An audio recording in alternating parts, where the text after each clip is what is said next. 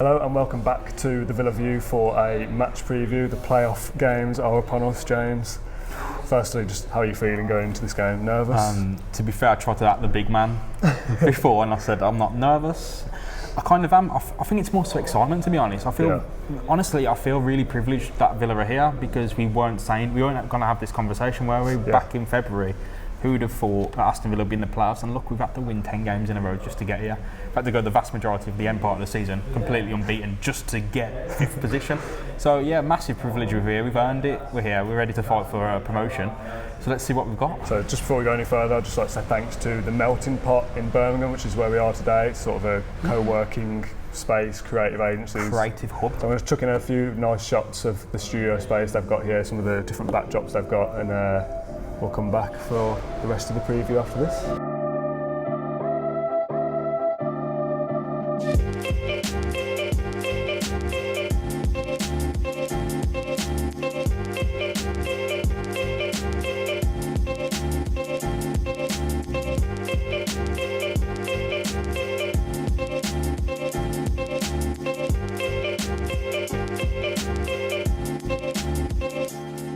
Albion Villa, obviously big game in itself, massive. But to be the game that kicks off whether you end up at Wembley or not, it's just so much riding on this game. It's kind of unbelievable the way it's kind of fallen. I mean, with Birmingham doing all right before they got the points deduction, and not bad, and West Brom being up there all season, you'd have thought this could be it would have been a possibility if Villa ended up in the playoffs, and here we are with it's actually happening.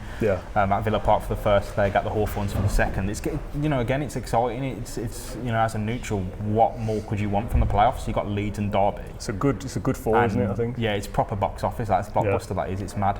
So honestly, as the person who loves football inside of me is absolutely buzzing. The way it's fallen out, and regardless of the situation, I think the football lover in me is going to like it. Whether the Villa fans actually happy it remains to be seen. What do you think about being home first? Obviously, the advantage is to be away second is what the league deemed to be the advantage. What's your take on that? Because obviously the atmosphere that we're going to see at Villa Park on Saturday is massively different to what we'll see when we played the home leg last year. We were going into that already ahead. It was very tense on a night game, then very nervy. Whereas this time, it's obviously all to play for, 0-0 from minute one. Well, how is that going to be different? To be honest, I was watching the Liverpool match midweek, and they had the away leg second, and I was thinking, look, there's no way that they lose this now. You felt the atmosphere is right, everything is right for them to turn that 3-0 deficit around, and they did because they had the home leg second. They were coming home second, and you're thinking that's so important. But then Tottenham do the reverse the next night, so it really doesn't matter. But I honestly always think, if West Brom are down, they've got their home leg second. So I'm thinking it's all on the cards for that big home leg at the Hawthorns, and the second leg's really the one that really matters. Having said that, though, their atmosphere isn't going to be as good as Villa Park's. The attendance obviously isn't going to be as high. Our away fans are very good. They'll be very loud. There'll be 2,000 or 3,000. I don't know what the figures are. They will sound louder than the numbers suggest. So obviously a home advantage is bigger than a 2,000 away allocation, but what I mean is you can't write off how good our away fans are, and that they can drag us through that game if it comes to it. Yeah, I think it's going to be tough either way to play off. It's played over 2 legs. I think the reason I think the second leg's more important, because when that final whistle is blown, that's the end of it. When you blow the final whistle at this, the Villa Park game, it's only half time. You've still got like 90 plus minutes of football to play, so it is, I'd much rather be playing the home leg second, if I'm honest. But we've seen midweek that it really doesn't matter. We've seen both sides of it. So it can, both narratives are there. Villa can take a big lead into the Hawthorns, or they might not. I think I'd rather be going to Villa Park for the second, but we'll see. So my thinking was, okay, you play at home first, you try and win 2 or 3-0, and then in the second leg you can sort of coast through. And we've seen that Barcelona and Ajax do the exact opposite of that, so that goes out the window. However, having said that, I don't think we'll see a repeat of what Liverpool and Tottenham did. No. If we win 3-0, are Albion going to do that? Is that going to happen for the third time in a week? You've got to keep it in the back of your mind. What will the players be thinking? Because obviously the footballers will have watched football games and have seen how exciting that Champions League was, and now they get their chance in this game. If we lose the home leg 2-0, we'll be going to the second leg inspired to win anyway, but that thought in your back of mind of, we could be like Liverpool, we could be like Tottenham. Yeah, of course. Well, you don't want to talk too much about the Champions League because everyone's going on about it, but I think in those two matches you see two different things. You see Liverpool, the game plan working, they stick to their guns all game, and it pays off. Even though there's frustration, even though Barcelona are lying down on the pitch rolling around, even though they're missing the chances they're actually making, the game plan worked in the end. They won. The tactics worked perfectly. Whereas Tottenham, it kind of didn't go right tactically. They were 2-0 down at half time. They come back and it was more so, I hate going on about desire because can you quantify desire? But Tottenham could, and it turned to 3 goals. They never gave up. Like 95th minute, I was on the phone to my mate. I put it on Twitter what I said. And I was having, I'm going to have a bet on Ajax for the final leg. But I reckon Ajax against Liverpool. I'll take them. And Lucas Moura scores. And they never gave up. And you see on TV, their heads are down. They know in 95th minute what can happen. All it was a toe poke into the corner net, hat-trick. Game done, game sealed. So these two things can happen. The desire can win out, or the game plan can win out. Hopefully for Villa, it's both. I was going to say, what do you think Villa have got more of? Do you think we're tactically better, or do you think we've got that fighting spirit? See, fighting spirit was really, really good last season, but when it push came to shove, it didn't matter. And tactically, we weren't good last year. Exactly. So I think we had the desire last season, but desire isn't going to stop a through ball cutting between a 38-year-old and a 34-year-old. Is it? Like, they're not going to be able to catch up with it. But I think tactically, we're sound. Look, the defence has really stepped up. We're doing the right things at the back. We're scoring good goals. We're playing good football. I reckon Villa, stick to your guns. Just stay calm. Don't lose your head in the first leg. If momentum, because a lot is said about momentum. But that goes out the window if the momentum in the match is more important, and I'd rather Villa control the game and just keep pushing in that first half, first leg of football. Yeah. Well, what do you think about, obviously, lost against Norwich last day of the season? Do you think that will have any impact on this playoff game? No, because I think we did well against Norwich. Yeah, I mean, we were quite unlucky not to score. Andre Green had a good chance. I think Kodja had a few. Honestly, when I was watching it, I wasn't too upset about losing. A lot of people said it stunts the momentum, but we played a lot of players who hadn't played. Courtney Hall's come back into the team. Henry Lansbury. Those players weren't playing in the playoffs either. Kodja's not going to start up front. We got a clean bill of health completely. So even James Chester could come back if you want. You could pick anyone apart from Nolan. I think Smith said didn't everyone but Nolan is fit. So we'll come on to a team selection shortly. Because I think it's pretty much a given, give or take a couple of positions. But that game doesn't affect anything. Does it? If you're saying it affects anything, what does it affect? Losing a kind of friendly game at the end of the season. Well, Norwich had it all to play for. We stuck to our guns. We conceded a sloppy chance at the end, but we stood our ground against the champions, and can be proud of that. What do you think about?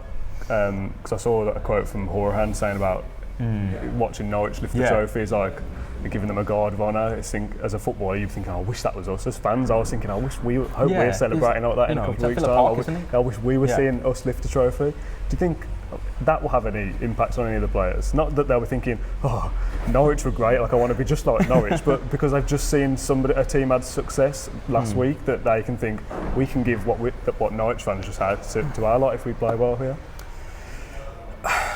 Yes and no, because look, it doesn't really matter what other teams are doing and whether you want that or not. What does it matter that Norwich won? You're not going to win the title this season. The only way you can win the title is if you lose these two games coming up and you have another chance next season. That's it. Plus, it's a whole different ball game. Glory's kind of in sight. You win two. Well, we only need to win one game. Wow, you draw the other one, and then you're in the final, and you only need to win that. You can lose the other game if your lead's that high. But I said about starting a second. Now we've lost that game, we can go and start another second unbeaten run now. That you win on Saturday, draw Tuesday, and then win in the final. Easy. But theoretically, you can lose that second leg if the first leg was good enough. But hopefully, we don't have to think about that. But technically, you can draw in the final and win on penalties. You know what I mean? Like, it doesn't just. I think Villa got a lot about him. I really trust in Dean Smith. Can you make it through to the playoff final by drawing every game? Because the first leg you could draw, and the second leg goes to penalties as well. Yeah, you draw. You don't have to win a game. Technically, no. Like, you just win on penalties. Do we count that as a win? No. Yes, absolutely. Well, there's a lot to like about this team, Dean Smith. I saw on some West Brom sites that they think if they go in at half time, that we're going to turn on the crowd. Villa supporters know that they really need to win the home leg. Which is kind of true. Yeah. Well, I wouldn't mind a draw, really. But I prefer to go into that second leg ahead. There's two games, though. Easily. Yeah, you prefer it, but there's two games. You know what I mean? There's 180 minutes. And that's where the advantage of being home second is that if we are behind, I'd obviously rather be coming back to Villa Park. Absolutely, yeah. You'd rather take that big lead, get it while you can at Villa Park. But he says, this is the part I disagree with, get in at half-time equal or level, and the supporters will start to vent and turn on their team, and I don't think that's true. The only way that would happen is if Villa were getting absolutely battered, absolutely hammered, and I don't I mean, he's saying level though, so the only way that could ever be true is if in the first leg at Villa Park we lose like 6-0 or something, and the tie is categorically over. If we're level in that first leg... Are you going to be upset with 3-3 at half-time, or 1-1, or 2-2? A little bit. But you're not going to be screaming, Smith out, here's my season ticket. No, I wouldn't be like that, but I'd rather... No one's going to be venting. No, but I'd be slightly upset if we were level, because the home leg this is our advantage. Just slightly upset, and there's venting. Yeah, true. And venting is just proper going for it, isn't it? But this is only one person's opinion, to be fair. Yeah, Gary's let himself down there, there's a lot of stupid Villa opinions out there as well. We've been part of that. Yeah, I think it's very unfair to go on this West Brom forum and look at a post and go, West Brom, they don't know what they're talking about. Because there's loads of bad Villa opinions as well. Yeah. They're always, in my mentions, nothing but bad opinions. In my opinion is always right, so, What do you make about this game being a local derby as well? Because obviously the playoff game is going to be, and I think their manager said something similar, that they'd be up for it whoever it was, but there's that extra edge, isn't there, that it's Albion Villa as well, that it's a derby game. And it's obviously not a derby game to the extent of Birmingham and Villa or Wolves and West Brom, but still that, Albion fans, you work with them, you want to get one over on them, there's that local element to it. Do you think that will make any difference to the players as well? I think West Brom have probably turned up the most in their 2 games against Villa, if I'm honest. Yeah, we haven't beat them this year. Yeah, and the first one, I mean, you say what you want about the handball, but you can't, even if that's ruled out, you can't guarantee that West Brom don't go on and score, because they were pretty much, all Jay Rodriguez has to do is not use his hand and it still goes in. If he falls on it with his chest, it still goes in. It's that dirty cheat. Yeah, you say it, but regardless, I think... Can't get over that. If there's a game for West Brom to turn up in, it's in a derby match against Aston Villa. Likewise, say the same against us. But Villa have been turning up all the time against Rotherham, against Sheffield Wednesday. Villa have been turning up for games. I think it's more so the benefit of West Brom that this is a derby, if it matters at all. The sacking of Darren Moore, what was the point at that time? So you can sack him at the end of the season. Yeah, I think a lot of people would probably agree. Their fans would agree with that as well. That you're not going to get much of an advantage to change that at that point. So just let him ride it out at that point. The thing is, they sat the manager and they're in the exact same position that they were. Yeah, they've just stayed. Do you think they're any better now? Do you think they're performing better? No. So I'm not going to sit here and pretend that I've been watching them and I care about them, because I don't. I was going to do some research. I don't care. I don't want to sit and watch their games. I can't be bothered. I don't have the time to sit through forums and go through opinions and try and work out if they're any good or not, because I don't care. I'm just going to switch the camera to manual focus because I've noticed that it keeps dipping in and out, which it's not up to my standards, James. Spielberg. So talk to me about Albion then. Let's try and have a look at their 11 or what we might think might happen based on Albion forums. Well, I've wrote down 2. Bring it in. Let's see the notes. We're not looking at the notes because the notes are a ramble. Bring the notes in. Actually, what one of them said was they've got to stop the back 3 shambles because Because somebody asked this on the podcast, didn't they, about if Albion persists with the back 3 that we'll get through them with ease? I think so. I really think so, because they said they stopped with a back 3 shambles, and that was because there's a lack of organisation, no one knows who to mark, and I think Villa thrive in that kind of chaos. Yeah. All it needs is John McGinn to break on a loose ball, Jack Grealish to take a long shot, Tammy Abraham to pick up something in the box and make a chance out of nothing like it does. If there's no organisation in West Brom's back 3, which their fans are saying that is the problem with it, there's no organisation, no one knows their role. If you change to a back 4, they're not going to suddenly go, we're organised and we know what we're doing. Yeah, because if they've got problems defensively, that doesn't get fixed over the next formation doesn't fix it as well. Well, you can play a back 3 or back 4. There's not that much difference. Villa play with a back 3, even though they line up with a back 4, because that midfielder drops in. There's a strong argument that Albion are the favourites, regardless of what Villa have done. They are. Well, you could say that. I don't know. It's not what the odds don't say that. Do they not? No, would they put us as second favourite to go up? Realistically, Villa are the favourites. Arguably, West Brom are, because they've got the Premier League squad that have come down from the Premier League. Yeah, but that doesn't really mean anything there. Because we're playing in the Championship. They're not playing that great, are they? No. Just because the players are of a certain level. Cut this bit down. Stay there. Dan in the future, cut this bit. I'm staying here. I'm staying in the moment, because we've got just because they've got Premier League players, John McGinn is came from Scotland. He's playing in the Championship, but he's Premier League far better than a lot of players in the Premier League. So the status of where they were before is irrelevant to me. That's what Dean Smith said. If they're not, I'm just saying what Dean Smith said. I'm having a go at you. But if they're not playing that great, it doesn't matter where they've been before, what they've done before. Yeah, it's about what's happening right now. And if they turn up on the day and are unbelievable, fair play to them. If we don't make it to the final because Albion have been excellent over 2 legs, fair play to them. As hard as that will be to take, that's fine. If you want to talk about things that have happened and that we shouldn't be thinking about and that we should be, ignoring, I think you need to look at the last 2 games Villa have played against Albion, because especially the one at Villa Park, because the one at Villa Park was just Villa did so well to let Albion have the worst possible chance of scoring, and they scored 2 mad goals, and Villa missed the best chance. So I know where that comment's come from now. That was the game when Horan was booed off, wasn't it? Yeah. About turning on the players and stuff. It was Albion. That's why Gary from the forum is thinking that we'll just turn on the players. Come on, Gary. You've got to have better informed opinions than one game you played against us. Gary, log off. Get off the forum, Gary. Come on. But that's where that's come from, because we were in disarray, weren't we? At that point, there was people booing the players and stuff. It looked like, and everyone was saying after that game, and I'll put some clips in now, just end the season now. After that, there isn't really anything to play for, is there, other than pride? Well, pride, exactly. Look at the club that you're playing for. We can't just give up. It's just, we're just limping along now into the end of the season. We've suddenly caught up on them. They've had bad games, we've had good games. Coming into to this playoffs, regardless of what happened at Norwich, we are the form team because we won 10 in a row 10 weeks ago.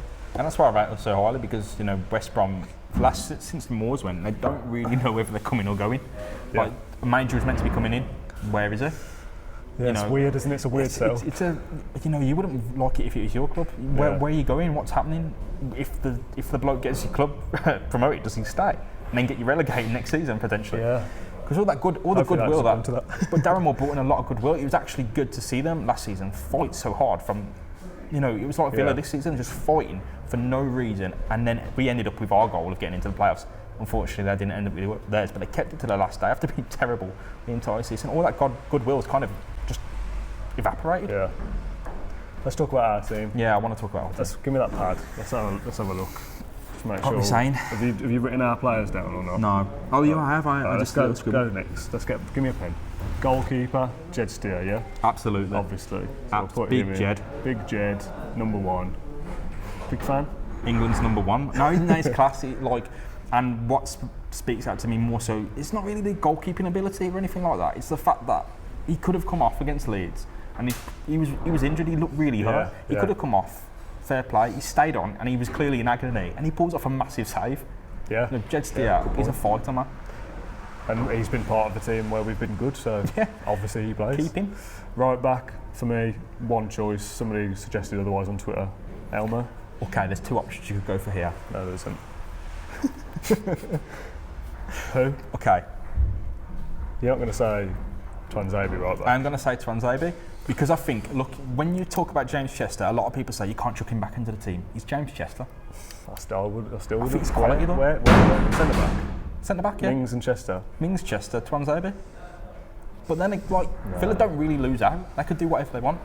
I disagree. I think Elmo's been, and I wasn't a massive fan of Elmo. I think Elmo's been more important to our winning run than most people would. So, would you say James, you're out now for the season? He's not played for ages, has he? That's true. But look, when he was injured, he was doing all right. He wasn't terrible. And now he's fit. I don't think he's as good as he is, and as much as I like him, I don't think he's earned the right to just go straight back into the team. Sorry, James. I think I stuck up for him. I think it's more important that it's not Twanzebe at right back than it is Chester centre back. He's a good right back. But if it was Elmo, Chester, Mings, I'd say maybe. I just don't like the idea of putting a centre back at right back. But here's one for you: Twanzebe, defensive midfield. Come on. I just want all the boys in the team.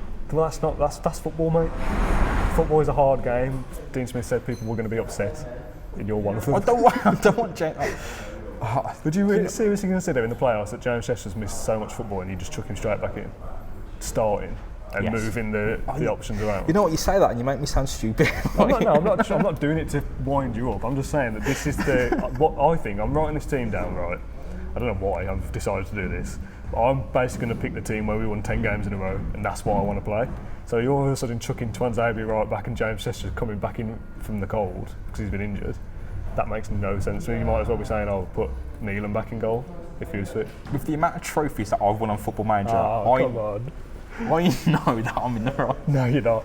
Elmo I just wanted to do something different because every Congratulations, week, Elmo, you're in, mate. Every week we choose the same team. True, but we're winning. But this isn't going to be the actual team. No, yeah, but this is more. I'm actually shaking. I'm getting angry. This is more so the team that we think will happen, not what we'd like to do if you're playing. Almo right back. But you'd want. I mean, there probably may be other people watching that agree with you, but I feel like they've been the minority. I am not being sacrificed here. Tuanzebe was class at right back, but I will go with Almo because Al Mohammadi has come a long way. He's class. He's got good delivery. He's an attacking-minded player. And he will defend very well, exceptionally well sometimes. Tuanzebe is a better centre-back than he is right-back. So you put Mings as the right-sided centre-back? I've wrote it wrong, haven't I? I've written it wrong. You just don't put that in. So you prefer... Tuanzebe is a better centre-back than he is right-back, yes or no? Yes. Mings, Axel. Tuanzebe is a better centre-back than James Chester? No. No? No. Really? For the way we play, I think Tuanzebe is much more suited than Chester is. I'll dig out the graph. James Chester's the best. Dig out the graph. Yeah, I'll dig out the graph. I found it somewhere, but I'm not going to be able to find it now. But honestly, I'll take James. You know, I'm so gutted that we've got so many good centre backs. I mean, at one point we couldn't find a centre back from anywhere, and we'd be talking about Jedinak chucking in there. So the fact we've got options is good, but for me, that is Mings and Tuanzebe are class. And the left back. Neil Taylor, absolutely. Yes, I love him, man. And if you said Hawes, then we'd be having a falling out. Like, people hated him. Like, it was only like 3 months ago. People were giving him like crap on his birthday. Yeah. Yes, I remember that. Now, like, go back and say happy birthday to him. I didn't. Make him feel I thought good. you were saying that to me. Though. I didn't say anything bad about him. I've always not rated him, but I've always thought he was not worth having a go at. No, he's not been that bad. Hawes came in and played left back, and he was good there. But then Taylor gets back in, and you don't swap it out again now, do you? Taylor is out in that spot. So back four: Elmo, Mings, Tuanzebe, Taylor. Yeah. Also, by the way, if you're talking about changing this option, I'd be putting Hawes at centre back over Chester. You're just like trying to throw spanners into the works. Jedinak's been good as well. Do you want Jedinak back in? No, absolutely not. As good as he's been, he's not playing centre back in the playoff final or the playoff. Playoff semi-final. We're not there yet. So midfield. Horahan. No, really? Yeah, I'm taking Horahan. And do you know the reason I'm taking Horahan? I'll tell you what, I'm going to put Horahan / Whelan because we're not going to agree here. So you're not going to do Almo / Tuanzebe, but you're going to do Horahan? No, because that's not up for debate. Because that's never been done before, is my questioning. This has happened a lot, Horahan for Whelan. That's been the two that swapped. Okay. So I did a poll on Twitter about this yesterday, and Whelan was the majority, but only just. 560 votes, and 55% went Whelan. I'll take it. It's a split as it's going to be. Yeah, out of all the options, if that was ended up 50-50, I would say yes. Like if either of those pop up on the team sheet, I won't go, oh no, I can't believe that's who it is. There's valid reasons for both. The reason I say Horahan is because, look, when Villa need a goal, they've got a free kick. Yeah, set pieces. You really want Horahan on the pitch. As good as Grealish and McGinn are at taking them, you know, you really want Horahan there. So my thinking is that this Whelan played a lot during the run of fixtures when we were winning games. Yes. So you keep that midfield that worked well because it allows McGinn and Jack to play a little bit more creatively, knowing that Whelan is absolutely going to be behind you at all times. Yeah.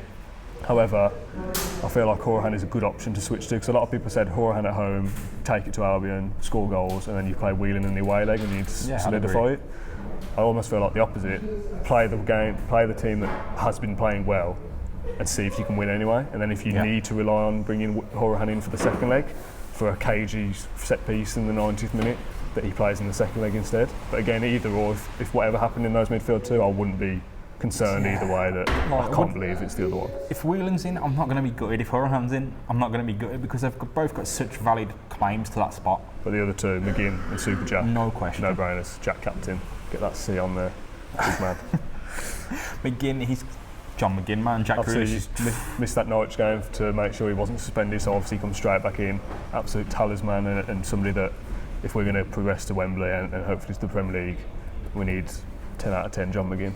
If there's 3 people on that pitch who can absolutely change the game in a second, it's that Horahan, McGinn in Grealish midfield. Hourihane for a free kick, Grealish for doing some mad dribble, and McGinn from just being at all elbows and running straight. That's why I'd go for Hourihane, McGinn and Jack. I mean, when we were doing the previews back earlier in the season, we were saying, oh, that midfield three, McGinn, Hourihane and Jack, how good would that be? I hope we start playing that. And Whelan suddenly aged 10 years backwards and became an unbelievable player and has been so good that I feel like he's been a big part of the reason, like Elmo, that this is why we've got to the playoffs, that he deserves to go in there for me. Fair play, yeah. So the other contentious choice we'll come on to last, actually. So on the left, El Ghazi, no question. 100%. No question. He's back for the playoffs through the red card that was overturned at Leeds. We won't go into it, obviously rightly so. So he's down the left. Up front, Big Tammy Abraham. Big Tammy, yeah. Goals. Missed a few games through injury, but I would imagine he's probably been fit for maybe a game or two, and they were just not playing him because for resting him. So he comes back in, 25 goals, hopefully ends the season on, 30?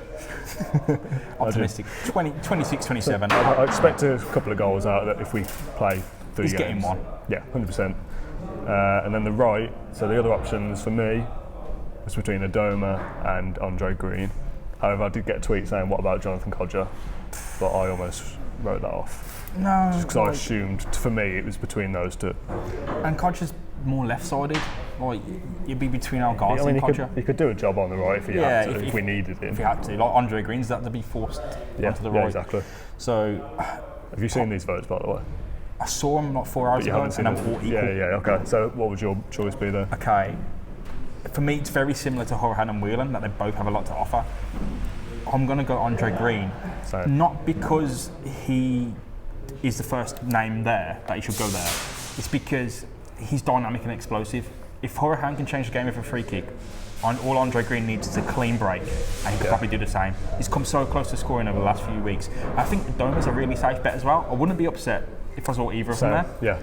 They both work hard.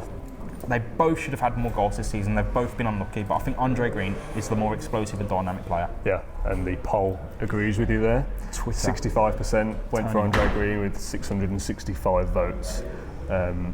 Few replies. Somebody said Drew Walsh, you could possibly add Codger to the right wing. I said I agree, but I just wanted it to be 50-50 in the poll to make it easier. Yeah. He said Albert gets a slight nod from me between all three. His work rate is better than the other two. Yeah, I think it's fair. I think you could easily, again, like Hourihane and Whelan, you can make a solid case for either of them. I think Jack Grealish said that this year feels different to last year. There's obviously going to be a possible aspect that last year's defeat comes into this year's playoffs, but it's whether you as a player take the mentality of, oh, I'm so nervous because what happened last year, what if we do it again? Or you go, I'm going to make everything possible that we don't go through that again. Yeah, that's up to the player to decide how they affect the game because of it. I'm looking at that team and I think that is, for the first leg at the very least, that's what more could you ask for? I think the only way you change it is the two, Hourihane or Whelan, Green or Adoma. The rest, I think, is pretty much nailed on. Yeah, I think, apart from a wild shout for Twanzebe right back. If you look, you look at like how the match develops. You might take us off someone and put Keenan Davis up front. A lot might happen in the actual game. But if we go into it and we think we want Villa to do well, we start the team that we think will do best. Clearly, we start on a strong foot because we have to. And I also feel like under Smith that he'll know how to react to the game. He's been good during games for his substitutions. I think there was a stat that we've scored more goals than anyone from substitutions this season or something, like 15 goals off the bench or something like that. Still. He will know how to manage the game in those aspects that if we need to change something up, there'll have been things they've worked on as various options to play in either game. So yeah, I'm really happy. It's a good team, isn't it? I think it's a strong team and it's obviously been good enough to get us to where we are now and hopefully they can go a couple further. Happy with it. I think Villa got such a strong team. I mean, you might look at Baggies and say Premier League players. Really rate Villa. All right, look through these this, players. right. Almo's been in the Premier League. Mings has been in the Premier League. And not sure about. If you change it up right, you'd say Mings is Premier League quality. Yeah. Could do a Should job. Put a P next to it.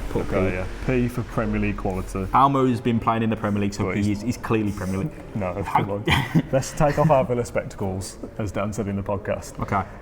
Twanzebe Premier League is good enough to play Premier League. Taylor could do a job for a lower. It's a question for both of them. Yeah. Hourihane. Again, some people will say yes, some people will say he's not even good enough for Villa. I think it's 50-50 on both of them. Whelan's too old.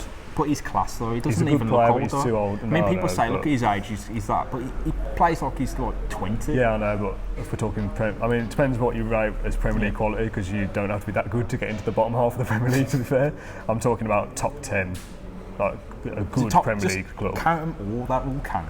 Whelan, no. McGinn, 100%. Jack, 100%. Tammy, 100%. El Ghazi, Yeah, El Ghazi. probably. Green. He will be. Yeah, I think he maybe will be. potential for that. But I will say, you could replace Huddersfield's entire team with that. Do you think And it'd you'd stay be- up? Yeah. You reckon? If Dean Smith was the manager, I reckon at the very least you'd finish 17th. You think that team as it is now, with no additions, is good enough to stay in the Premier League? I think so. Look, So I won't disagree, to be honest, if they perform to standards they've look, they done could. this year. A few quality, sound, correct additions. That's a solid team. Yeah. That's a perfect foundation to build off. I'd like to keep that as similar as possible with a few upgrades that we won't name until we're obviously in a pit promoted. But Yeah, a few we're getting ahead of upgrades, ourselves. a few upgrades, and it's class. That's a Premier League team. So if you want to argue about Albion being a Premier League team, I think most of Villa are as well. On the other hand, to bring it down a level, because we're getting very much ahead of ourselves, a lot of this team won't be here if we don't get promoted this year. And I mean, look, we fought that last season. We got True. an extra chance Yeah, with that's many of true. these players. And also the players that we've replaced are probably better than the ones that were here last year anyway. I mean, you'd Tammy really for want grabbing. Snodgrass, I think. Yeah, I think if you were looking at last year, you'd have Snodgrass on the right and Johnson in goal. I don't know if I'd take Johnson over Steer, honestly. I would. I think he was better Yeah. than you probably remember. I mean, he's got West Brom's defence and they've been conceding a lot. They're all right. I mean, they're not bad players, but Yeah. he's been facing a lot of shots. So, I don't know, Jed Steer's come a long way. So fair Yeah, play to him. I mean, I'm not saying that as I hate Andre Green and Jed Steer, because I'm just saying that if you were comparing last year's and doing like a mixed 11, I think the majority of this year's team is better than last year's. I think the problem is there's a lot of pressure on Villa, and that's coming from the fans who think, look, we're losing Grealish, we're losing all these players. We're not losing the club, and that was the situation we actually faced last season. Can we get a score prediction to end? Because this has probably been the longest preview we've ever It's done. been good. It's been good though. It's been good fun. Better say it's been good. 3-1 to Aston Villa. Okay. I think that's realistic as well. I'm going to give two predictions, but only one of them is going to make it into the video. Okay? Bear with me. So I think 2-0 Villa. I think we'll win because we're at home. We have to win. The advantage is for Albion to be at home second leg. We have to go into that ahead, I think. We don't have to, because if we go behind, I still believe in the boys to pull something out and do something, because the belief just seems sky high. I really want to be going to that second leg ahead and being able to relax a little bit, to an extent, as much as you can relax in a derby game, play off second leg. My second prediction is only ever going to come out if it happens, right? But I just wanted to say it so there's some proof, because I've said this a few times and there's been no proof of it. I've got a sneaky feeling.